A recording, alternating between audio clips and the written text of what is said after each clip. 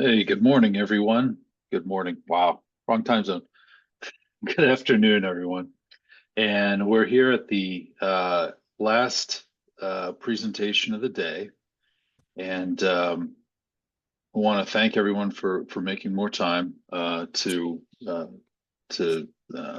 see our last presentation of the day on the Rapid Integrated Scalable Enterprise Program, the RISE program. This is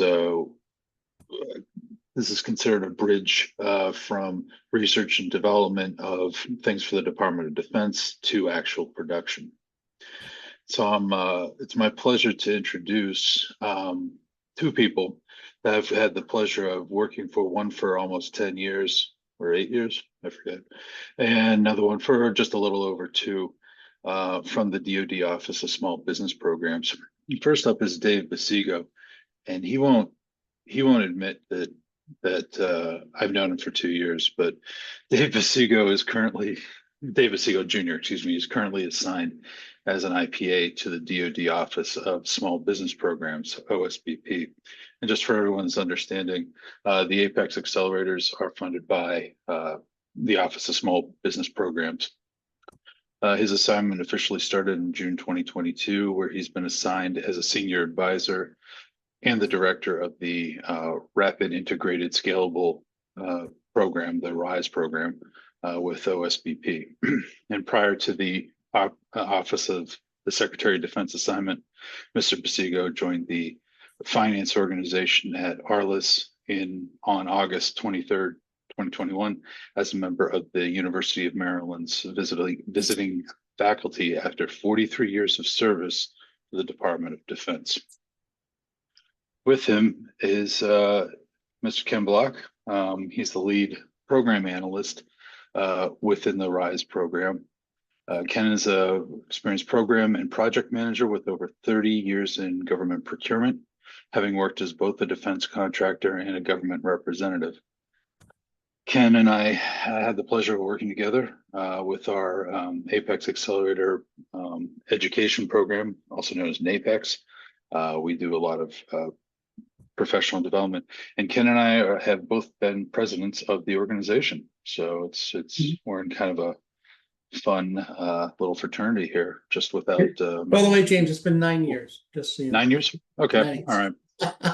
Yeah, that sounds about right now. Okay, so, but without further ado, Mr. Basigo, please take it away.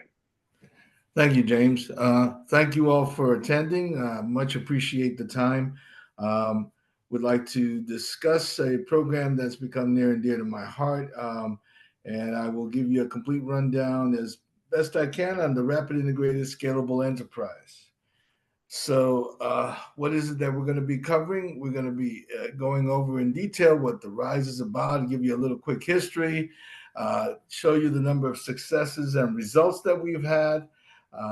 And then we will give you a full rundown of where we're heading and hopefully what the future holds for us. Next chart, please. Okay, so again, the reporting structure is as I mentioned earlier this morning. Basically, we are under the Secretary of Defense for Acquisition and Sustainment, the ANS organization. We report directly to the ASD of Industrial Base Policy. And our director of the Office of Small Business Programs, Mr. Farouk Mita. I'm sure many of you have either met him or heard of him. We've been trying to get our programs in order. This is one of many that we have outlined below there. RISE is probably the last of the bigger programs that we're hoping to bring on board. Next chart, please. Thank you, Dave. So what is RISE in a nutshell? RISE provides a way for small businesses to mature innovative technologies. If you think about it, let's use the example of an SBIR as TTR, or as we do in DoD parlance, SIVR sitter, because we have to have a short way of saying everything. If you do a SIVR and you get through SIVR phase 2, you typically come up with a certain level of development. On the scale from 1 to 9, it might be a 4, it might be a 5, it might be a 6. But it's not ready to go to production. What RISE does is help mature that and get it into product and get it all the way into production. What RISE does, it takes, as you mentioned, takes innovative products, matures them, gets them into DoD programs. It also helps sustain the small business industrial base because, quite honestly, if you're a small company, you've got some technology, you want to be able to sell it. You want to be able to sell it to DoD. You want to be able to sell it elsewhere, and you can't often do that unless it gets developed. It prevents valuable technology from being lost, and what we mean by that is every year there are hundreds or if not thousands of new technologies developed. Not all of them get developed, but every one that gets developed by RISE is one that doesn't sit on the shelf. Obviously aligns with national security priorities with DoD. And this is the last part, the commercial sales. I mentioned that briefly earlier. Very often in the case of RISE outputs, once we developed a product to get it into production, you as the company that owns that technology very often can turn that into commercial sales as well. So here's a good way to look at the program. And by the way, that's one of Dave Busigo's favorite pictures at the bottom. About the only time you'll see him today. The purposes and the objectives are on the left-hand side, but there's something there is a gap between R&D and transition, research and development, and transition to production. That's with RISE, with a fully funded RISE program, there's a bridge across the two. So the technology doesn't just stop at R&D. Without RISE, there's no bridge and it stops. Dave? Okay, just one thing. Can we go back to that chart for a second? Ken is right. It is an area that's near and dear to me. We have, you will see that here, this is where people refer to it as the Valley of Death. I go crazy on it simply because it is in a valley. It's an area, it's a terrain that's hard for us to manage. All you small businesses out there, all your Apex accelerators out there, you know very well there's different issues and concerns, different barriers that affect a program. And it is in a valley. It is an area where we need to place a greater emphasis on moving the technology further. For SBIR, STTR programs in particular, we make this hefty investment on phase 1, phase 2, and what happens? You know, another phase 2 comes along and then they say you're ready for commercialization. Well, I would beg to differ on that simply because the reality is, as Ken had mentioned earlier, the technical readiness level, as I refer to it, is not there yet. You're not really usually ready. Do some programs move forward? Sure. The World Wide Web is a good example. It started at your TR level 1 and it went to full scale development. But that is the exception, not the rule. Okay, so this is important. I have a question out there. Does RISE only apply to small business? No, but we will give you a little rundown of that shortly. That's a great question. So let's go to the next chart. I'll give you a quick history on this. By the way, as Dave mentioned, we are going away from using the terminology Valley of Death because it isn't representative of the truth. So I tried very, very hard not to use it. And then, boy, there goes my boss using the term. So. Next chart. That's because he's a Boston Red Sox fan and I'm a Yankee fan, that kind of thing. So anyway, let's go to the next one. The history of RISE. We started back in 2011. And it was a great name, the Rapid Innovation Program, RIP. And somehow that just didn't sit well with some of us. And we eventually had it turned into the Rapid Innovation Fund, which is probably a better name for it at the time. We were made a permanent program in 2017, which means that we will that the legislation backs us. Now, we did not, we received funding of $250 million a year from Congress up to about 2017. We were informed that we should begin budgeting for that. For whatever reason, the administration chose to move forward without it.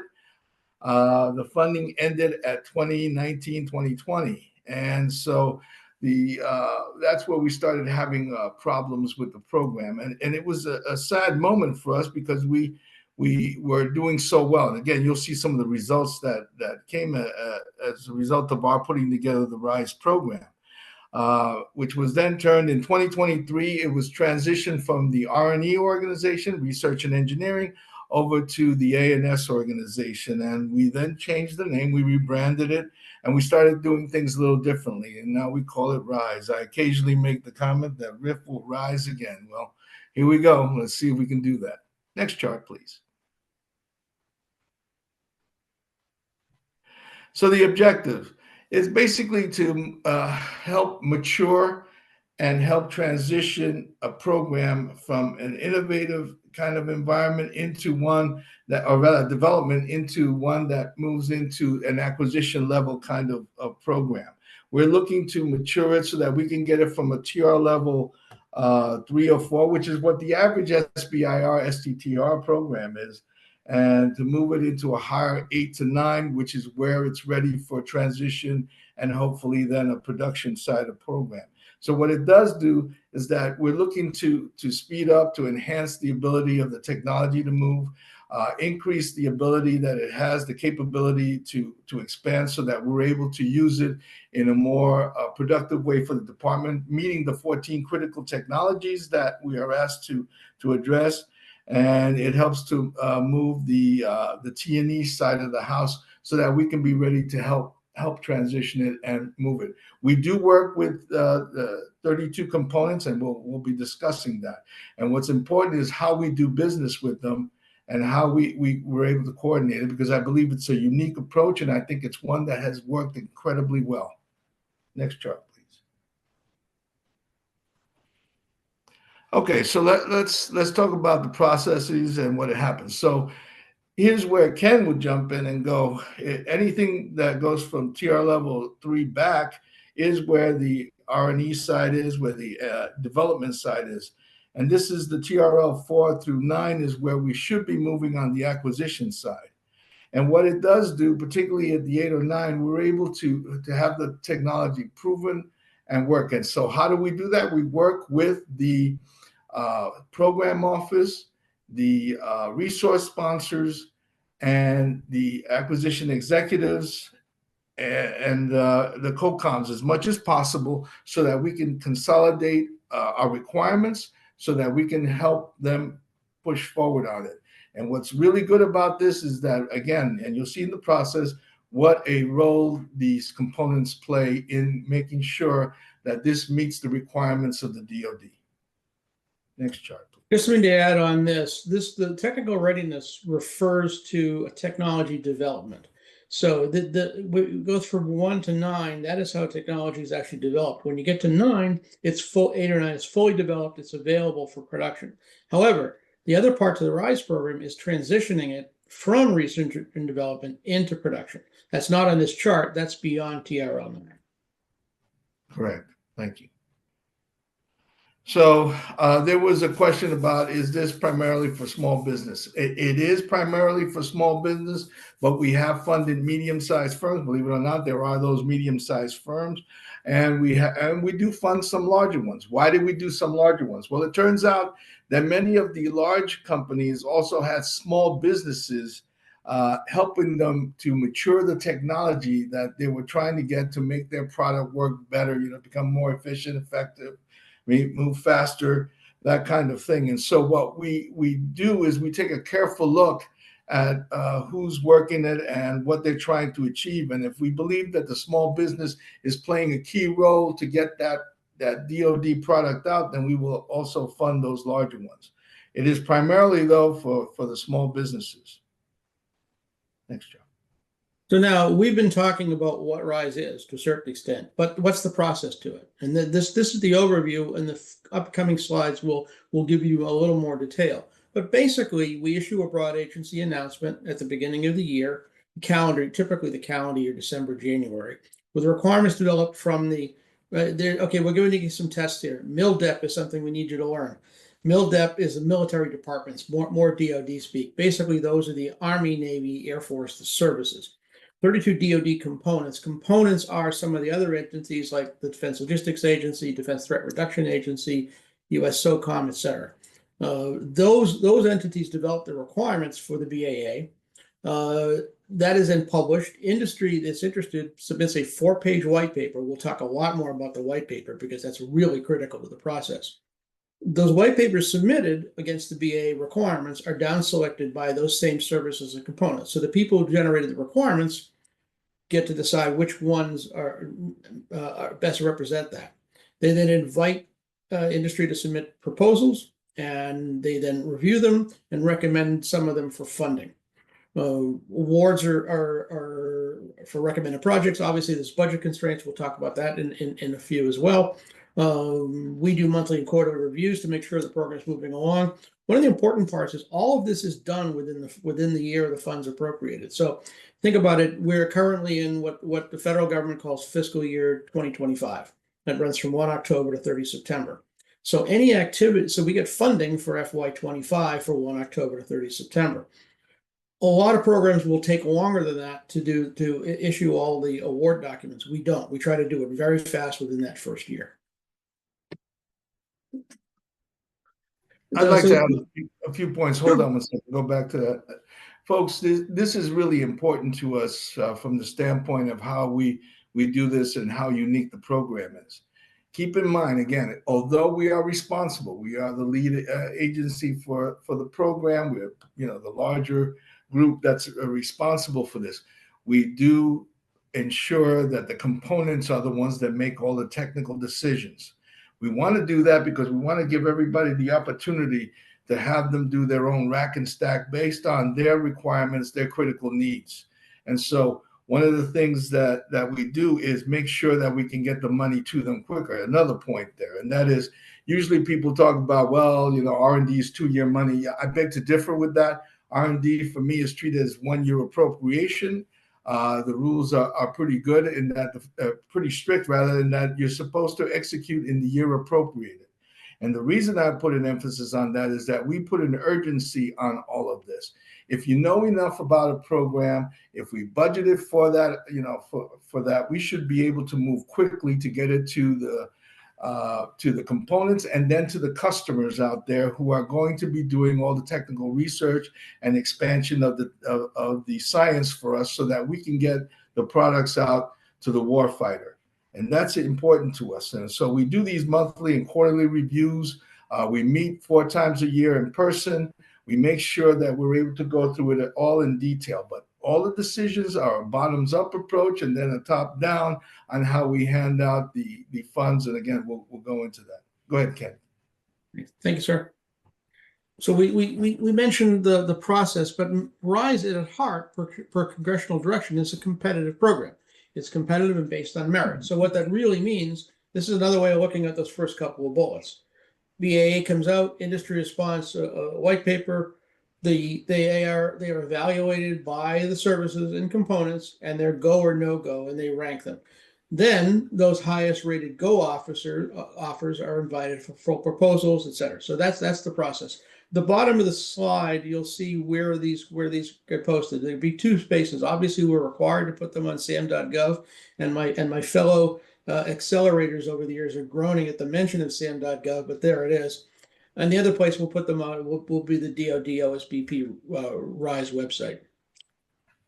Now, here's what the schedule typically looks like. And I say typical because that will vary from year to year. This year is a good example. We are already into December, and we don't even have a budget for the year. So we couldn't move ahead with this.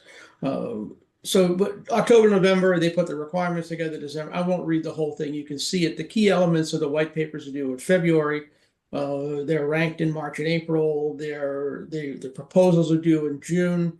They're evaluated in July, and negotiations complete. And September, the contract awards are complete. Those of you that have been around for a while will recognize this is a very quick, very aggressive schedule. That's the whole point. This has to be rapid. If we let it go over a long period of time, then some of that technology starts getting stale, and we've lost even more time. So this is aggressive, but it's also been proved that we can do this. Do you have anything you want to add to that? Only that I want to make sure that people understand. Not only what we try to do is I drive the acquisition process really hard and fast. And the reason I do that is, as I said, I wanted to work it on an urgency basis to get the money out and fund it. What is key here is the reason that we're trying to give you an idea of the schedule is that while it will vary, we will still try to have everything done between an 8 to 10 month time frame. Now, everybody will say that's aggressive. You can't do it. I beg to differ. We have. In the last 2 years of the RISE program, when it was funded, we were able to get things done within an 8 to 10 month time frame. And the reason was because of the manner in which we work and how we work these things. We make it clear, you're getting money, you are to have it. We're working on a 30, 60, 90-day kind of schedule to make sure that we get to execute this. We had some questions, by the way, on funding. We will be talking about some of the constraints associated with the RISE program on this. Go ahead, Ken. Thank you, sir. So this is that same schedule, only broken down by phases. And it's important because that second column white paper is what drives everything. We're going to, in the upcoming slides, we're going to go through in a great deal more on the white paper. The white paper is what's important. It is 3 pages plus a quad chart plus a cover page. That's it. You have to get that right, or you don't get to the proposal stage or the award stage. So everything, the focus should be on the white paper for everybody who's interested in this. Correct. Dave? Yeah, I think that's an important role. So what is our roles and responsibilities? So on the A&S side, we're responsible for putting out the guidelines, the acquisition plan, the source selection milestones. I mean, you can read all this, but basically what we do is we provide all the guidance to it.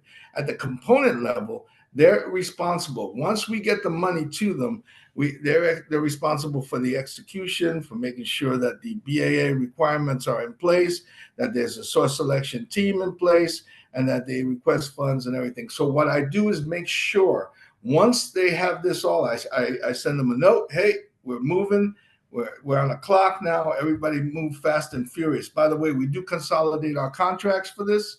I've gotten agreement from a good many people that we will have the contracts centralized over on our end so we can have even more control and continue the process of moving with the urgency that we need to meet the requirements that are out there. Next chart.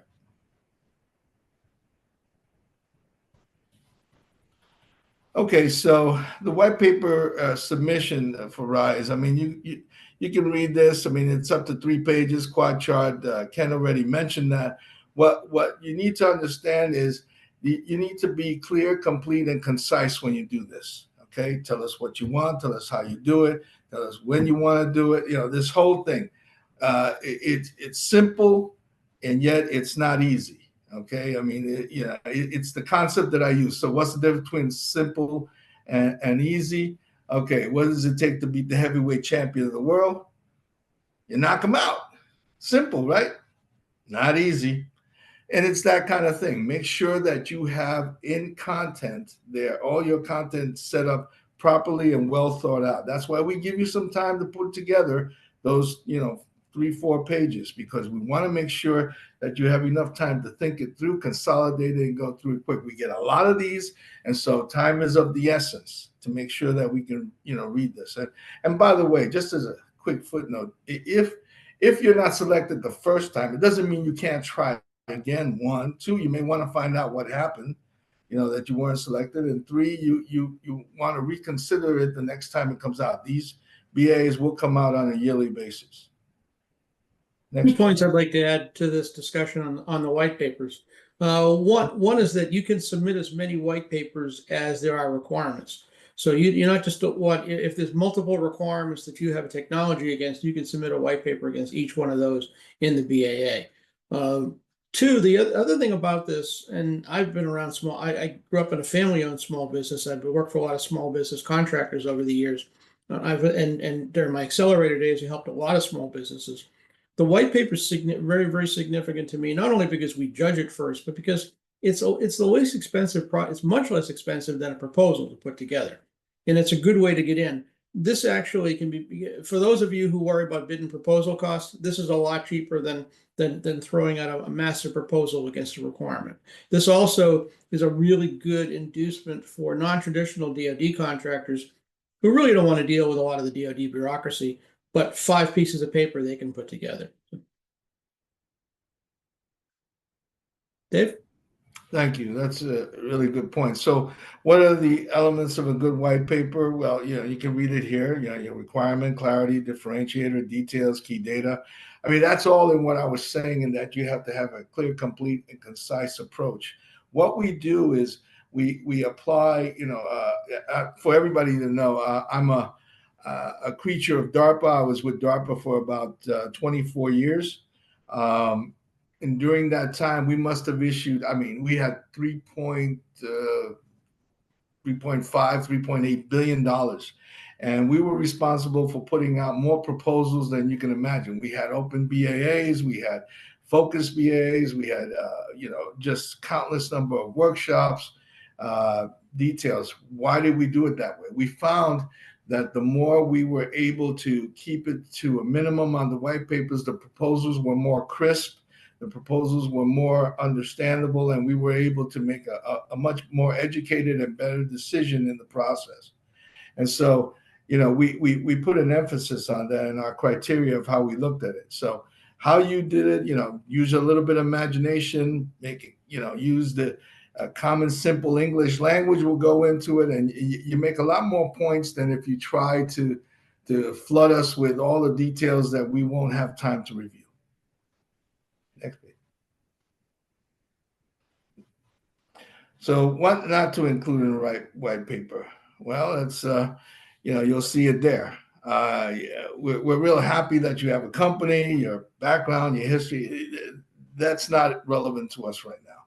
What's relevant to us is I love the one that we said no testimonials. We used to have some of these papers where they would come in. The testimonials were bigger than some of the proposals that came in. So that's great that a lot of people think the world of you, and I'm happy for that. But we're more interested in the science. We're more interested in the expansion of the knowledge base, so that we can help mature the product, so that we can get it out into the field. Okay. So it's important to plan this out, to thoroughly think it through. Do not do things at the last minute, because you will miss things. And to be honest, these 32 components are consolidated for X amount of time, as they also have other responsibilities, and they want to get these programs started too. So they know the pressures that we put them under to get it execute. So it's important that you have it as clear, complete, and concise. I keep emphasizing that. Next chart. Okay, so what's one of the ways we do this? As I told you, I'm a DARPA creature. And so we had one of our directors by the name of Hallmeyer, who came up with what is now at DARPA, the catechism for how to do, these proposals. And by the way, I advise people that even if you're not doing business with DARPA or any other science and technology, these are great guidelines for what you need to present that will always pique the interest of the reviewers. Okay. The Hallmeyer Catechism is something that we held as sacrosanct, because it clearly outlined for everybody what we were looking for. What are you trying to do? How's it done today? What's new about it? Who cares? I love that one. If you're successful, what difference is it going to make? What are the risks? How much will it cost? How long will it take? What are the midterm and final exams? Those were steps that we took to make sure, because we said, okay, what happens when you get to this point? What are your expectations? What are you looking to achieve? And again, in DARPA, and again, I'm preaching this only because I saw how effective it was. What we do is we put an emphasis on trying to do something that nobody else out there has ever done. That's what you all are trying to do. That's what innovation is all about. What is it that you're trying to do, and how can we help you mature it so that we can get it, in the hands of the warfighter? Next chart.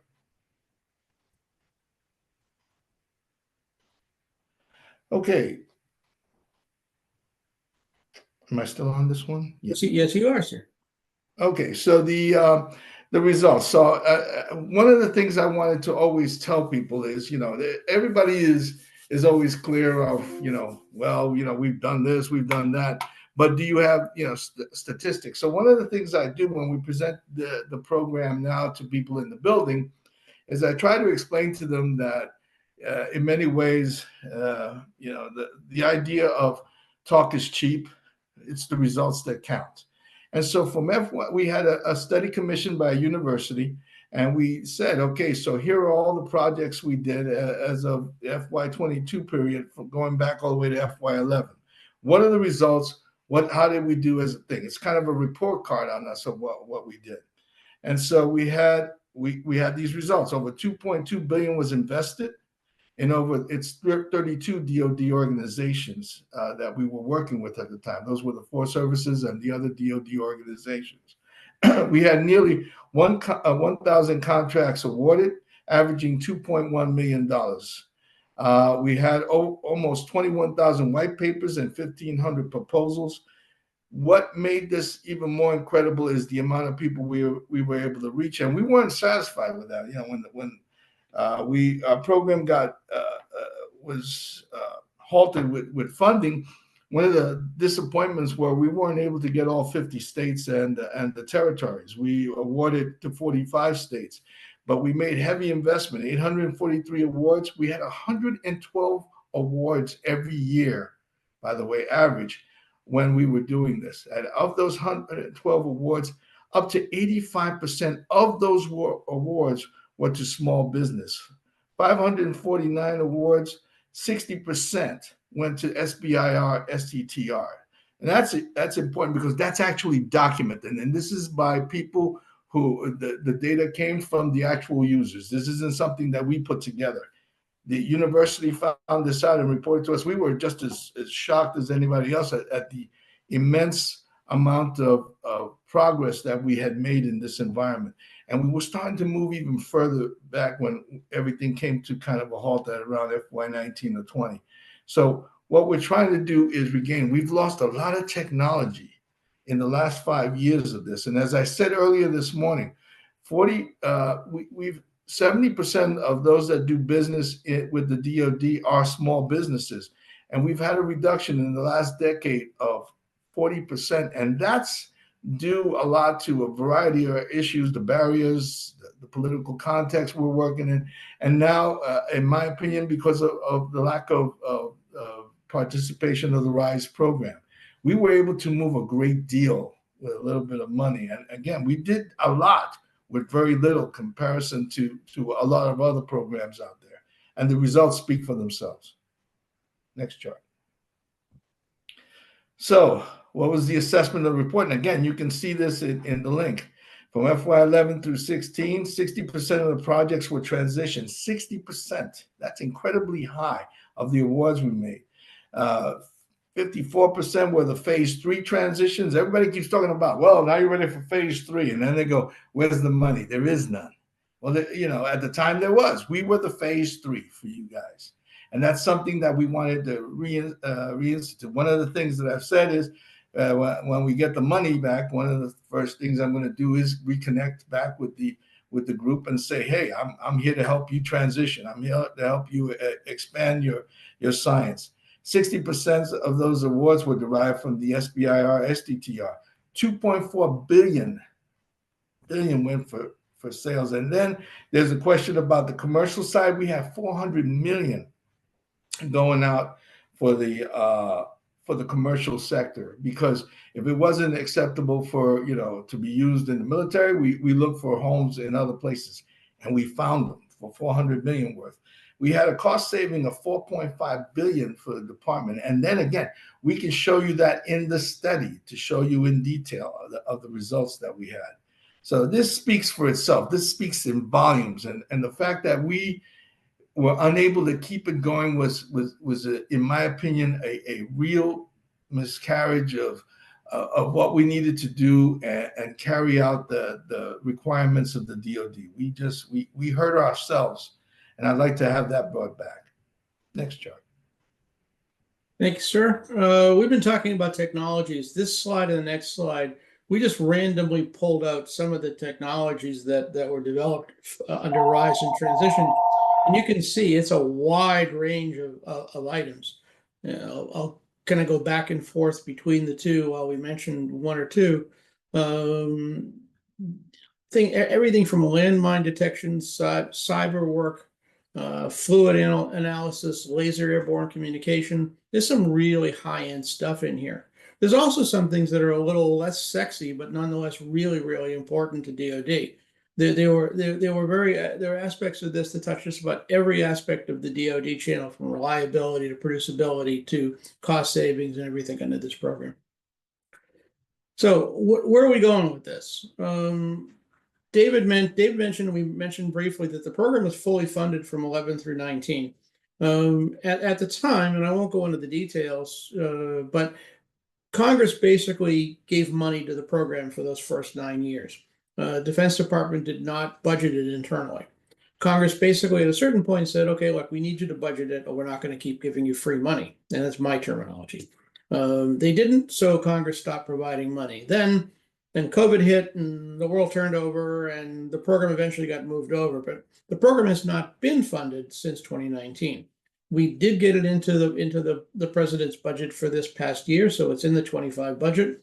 That, of course, is right in front of Congress right now. So we don't know when we'll see that money. We don't know what the final number will be. But that's been the first objective, is to get funding back in the program. The next part is to redesign the portal. You saw all the white papers and things that have to be submitted. There's a dedicated RISE website that we need to redesign. Some of that's tied to the funding. And the next step in the process is getting a BAA released. One thing I do want to mention, I mentioned very early, the typical schedule shows the BAA coming out December, January. That's assuming that we have all the requirements developed done. This year is going to be different for two reasons. One, we're not sure what the level of funding will be, and we won't be sure until sometime after the budget's passed. And right now, the budget's not, there's a continuing resolution going to end of December, but that could be extended. But the other part is we're not going to have a full year to do this. We're just not. When the budget comes out, it'll be available to us in February, March, something like that, if it's not extended to that point. So we're just not going to have the time to do a full traditional BAA. We'll do something this year, and the BAA there'll definitely be a BAA by next year. So that's all we've got. We've got a couple of ways to get in touch with us. The actual RISE website is the first link. The DoD Office of Small Business Programs that Dave briefed this morning is the second link. Here is our contact information. And at this point, any questions you guys have, we'd be happy to get them. James. Hey, thank you. That was great. Got a couple of questions in the Q&A box. There was a question. You mentioned, Apex accelerators rolled in their eyes whenever SAAMMM gets mentioned. And I wrote in that, nah, Apex accelerators are cool with SAAMMM.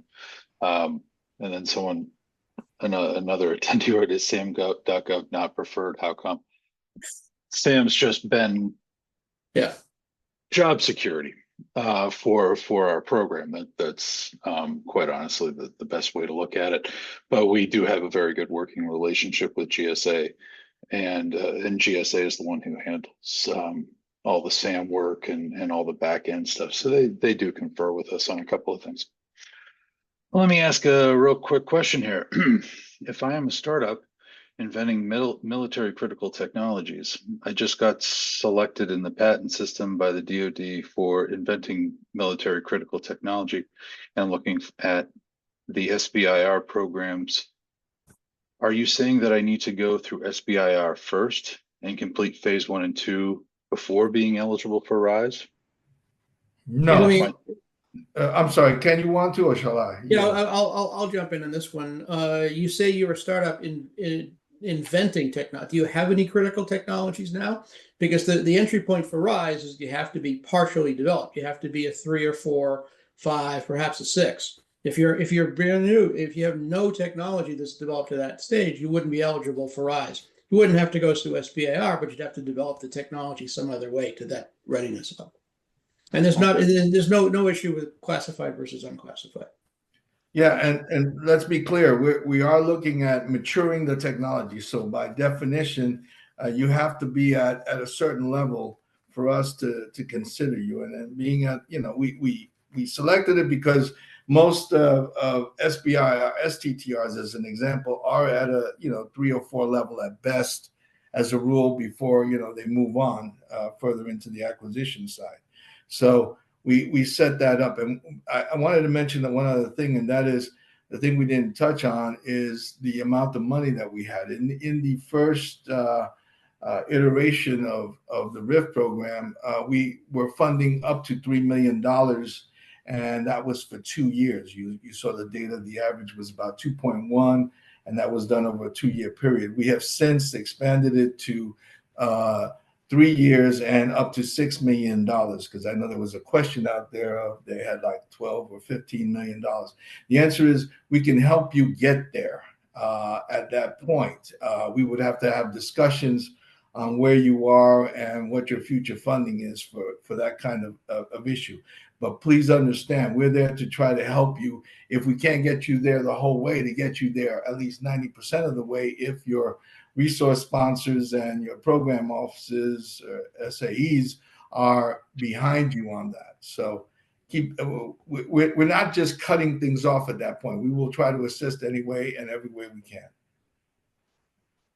Right. Does RISE facilitate strategic acquisitions? What does the 3 million to 6 million per project mean? Is that a mix of grants and loans? No, we're not. We're not into loans. I may be from New York. I may be from New York, but we're not doing that kind of loans. We're not loan sharks. No, we are giving you that money. It is not a grant. It is, it is based on a competitive process. We will issue you a contract. We had a ceiling of $3 million at one point. The ceiling now for funding is $6 million over a 3-year period. Okay, and we do that because we found that when we had it differently, we were still cutting some programs short, and some of the programs had to hustle to get some more funding set up in place to do that. But we will assist you in getting you to your goals at that point. So no, it is not a loan. I don't want to have anything to do with loans, frankly. I want to have something that helps carry the initial investment that we've made already or that you've made. I have a question on the element that says strategic acquisitions. I'm not quite sure what the poster meant by that, but what RISE does is develop a very specific technologies against certain requirements in the BAA. So if you're asking if strategic means is it a DoD-wide issue for multiple kinds of programs, no, it's not. It's to develop very specific technologies. Okay, great. Does RISE only apply to small businesses that create technology? Again, I said mostly, not only. Okay, and again, I want to say that because there are some medium-sized firms. Every now and then, when I'm out speaking to people, I go, "Is there anyone here who considers themselves a medium-sized?" And every now and then, you'll see 1 or 2 hands going up. It is also intended to assist them, but because we have these strict guidelines of what we consider a small business versus a large business, no one has yet to tell me what a medium size is. But what I can say is we also have done, and I think I said this earlier, we have done where a large company has a cadre of small businesses that needs help to try to push the technology that they're trying to develop, and the small businesses apply to us to help them try to reach those goals, to help the larger company achieve its milestones. So yes, we do that. We participate in that. And in fact, it is important for us because originally people thought it was just going to be strictly, small business without any connection. I said that doesn't make sense in light of the fact of all the kind of companies that are out there. There are different companies, and the way they do their business models are going to vary. We do focus it through the small business, though. We do put an emphasis on that. Another question. You got it. Let's see. Does DoD fund projects that focus on the mental health of the troops? We developed a novel use technology by applying robotics and coding to enhance mental health, mindful objects, doing business as wellbotics. We've had discussions with the VA and would like to include active duty military in our R&D. The answer is yes. We've done a few of those. I can't say we've done the majority of them.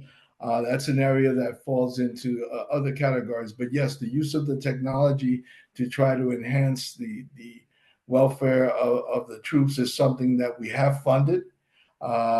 Again, it is not a majority. I will be honest with that. But yes, we do, because obviously that's an important area. And by the way, I could use it too.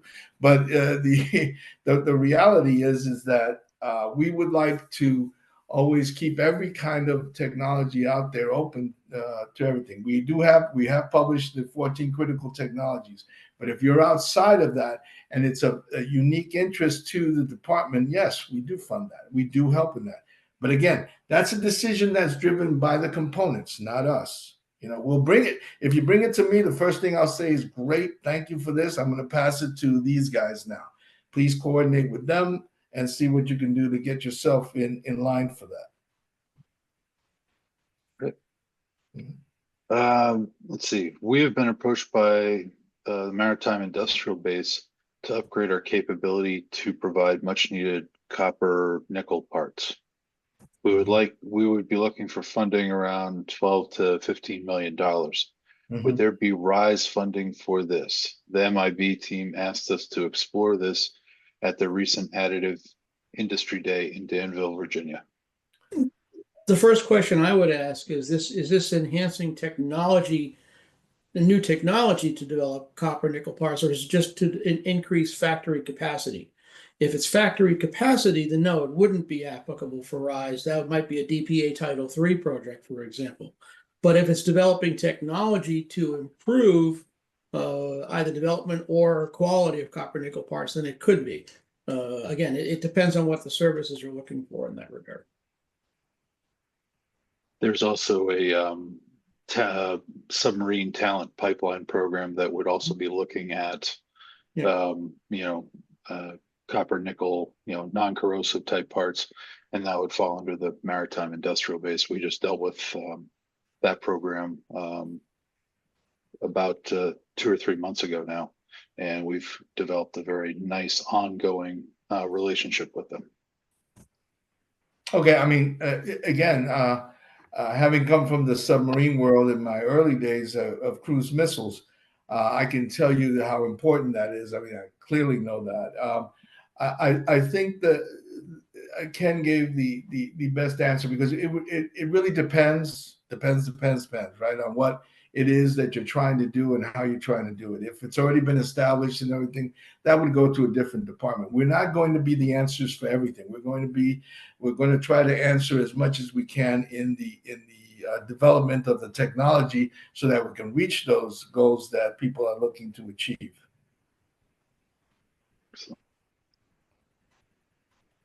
Okay, next up. Thank you so much for this session. Would a foldable lightweight medical clinic be a good match for RISE? It's perfect for emergency response and contingency theaters. We already have a prototype built and outfitted with medical equipment. Thank you, Tatiana. She was the asker of the question, sorry. Okay. Tatiana, I guess. Ken, you want to grab that, or? Well, it could be. I mean, it's not the kind of thing you can automatically say. From the description, it sounds like it might be. Prototype is typically a TR. When you say prototype, that means different things to different people. It might be all the way fully developed. It might not have any further development required.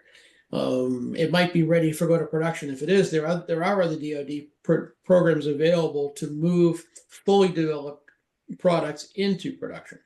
But in a RISE case, remember, we're taking something that's partially developed. So the prototype, what the posters defined as a prototype might not be the same thing that we would define as a prototype.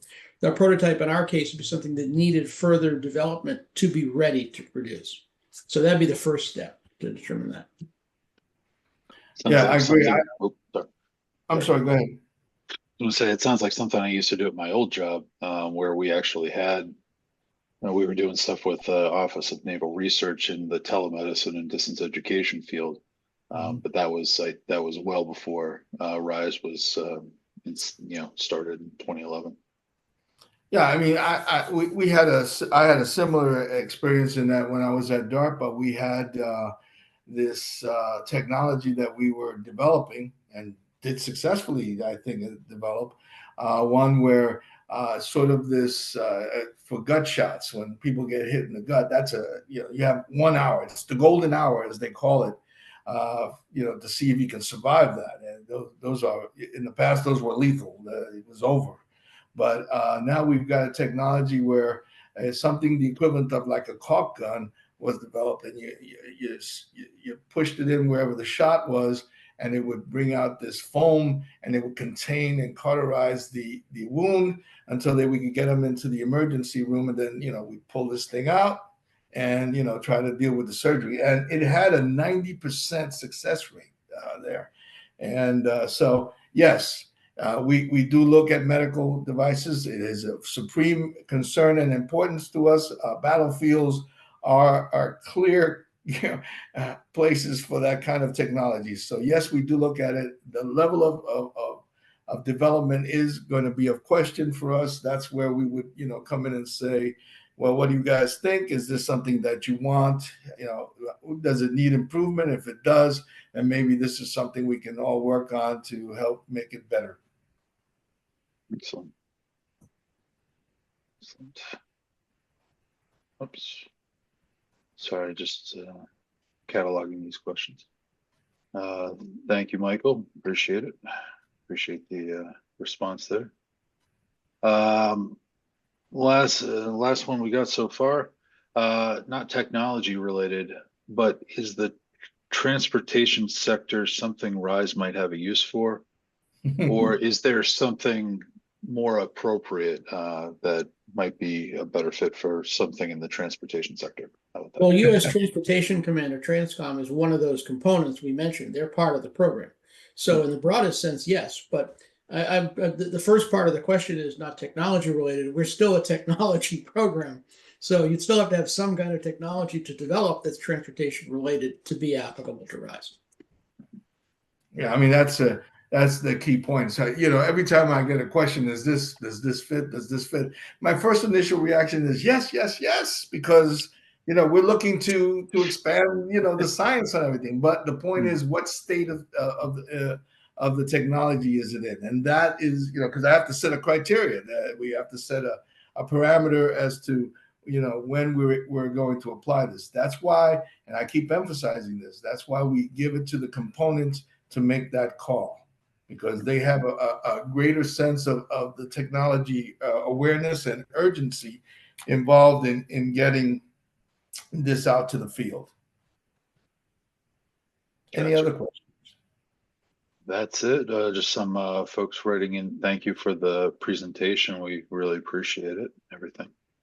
I'm sorry. Well, if we're finished with questions, I'll give it one last thing. I want to thank everybody for their time on this, because this is something that we've been working on for quite a few years. Folks, I've been working on bringing this program back since about 2020. So it's been 4 to 5 years of pushing. I feel like Sisyphus. I understand now what that Greek mythology was all about. Every time I thought I was getting to that point, that rock would run me over and I'd have to start pushing it uphill again. Right. This is important, I believe, because I think that this is something that represents a clear difference in how to get things done. Everybody keeps talking about this valley of death.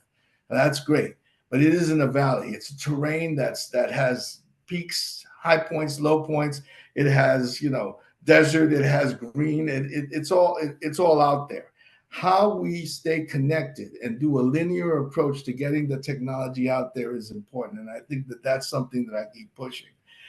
This has become even more important to me. I always thought this was personal, and I made it personal because it was something that I felt bad it got killed. And I've stayed on it for that reason. It's even gotten even more personal since my oldest and now my son have both one has entered college and the other one is, and they're signing up in ROTC. Now I'm a freaked out parent because now my kids are going out there to, to be part of the armed forces. I'm extremely proud of them and extremely frightened at the same time. It's the kind of thing that whenever I see my kids, and they were in their ROTC uniform, it kind of throws me off a little. I want this to make sure that every parent has a chance of having their kids come back. And that's important to me. I never thought I'd say that. I never thought it would be that important to me, but that's how I see it now. And so I tell everybody out there, talk about it. Tell everybody about that we're out there. Tell everybody that we're trying to do this. This is becoming more and more important, not just for, the protection of the United States, but our own individual kids. So I'll put that plea out to you, and I thank you all so much for your time. If there's anything we can do to answer your questions, please feel free to contact us. We're always willing to talk to people about this. In fact, I never tire of talking of it. I feel like the Baptist out there is telling everybody to repent. So I thank you again. Please feel free to contact us whenever you need. Thank you. I'd just like to give a quick shout out to my friends in the Apex Accelerator programs. You've got three. For those of you that have not used one, you've got three really exceptional Apex Accelerator programs hosting this event. There's another 90 plus around the country. They do some great work. They don't charge a lot either, which is a nice, wonderful thing to do if you're a small business.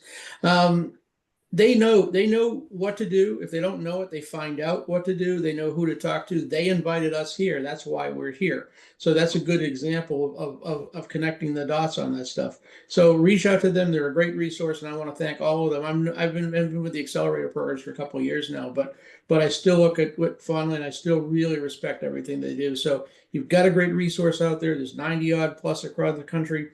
Go ahead and reach out to them. And thank you for attending today. Yes. Well, thank you, Dave and Ken, for your time. Appreciate your insights and everything.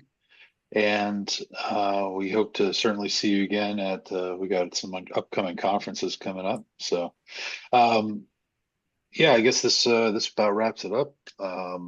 So without further ado, we'll see everyone tomorrow. Our opening keynote is at 9 o'clock Eastern time.